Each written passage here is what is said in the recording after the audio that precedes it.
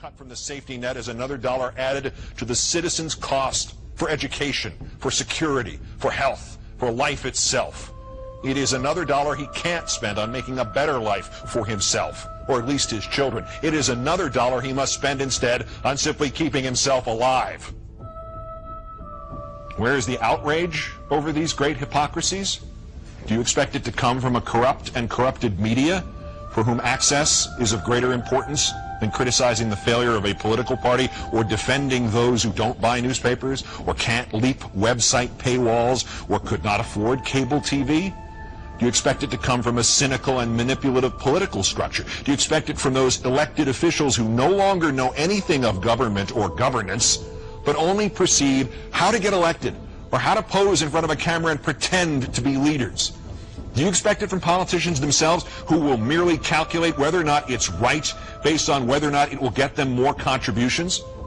Do you expect it will come from the great middle ground of this country with a population obsessed with entertainment, video games, social media, sports, and trivia? Where is the outrage to come from? From you. It will do no good to wait for the politicians to suddenly atone for their sins. They're too busy trying to keep their jobs to do their jobs. It will do no good to wait for the media to suddenly remember its origins as the free press, the watchdog of democracy envisioned by Jefferson.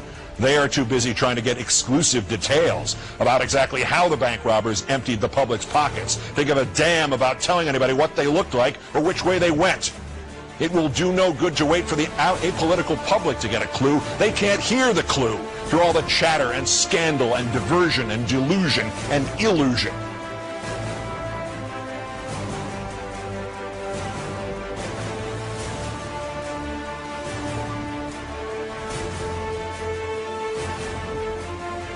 There's a tide pushing back the rights of each of us, and it has been artificially induced by union bashing and the sowing of hatreds and fears, and now this ever more institutionalized economic battering.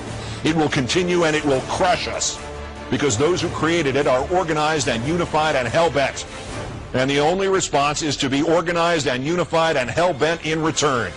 We must find again the energy and the purpose of the 1960s and early 1970s, and we must protest this deal and all the goddamn deals to come in the streets. We must arise non-violently but insistently.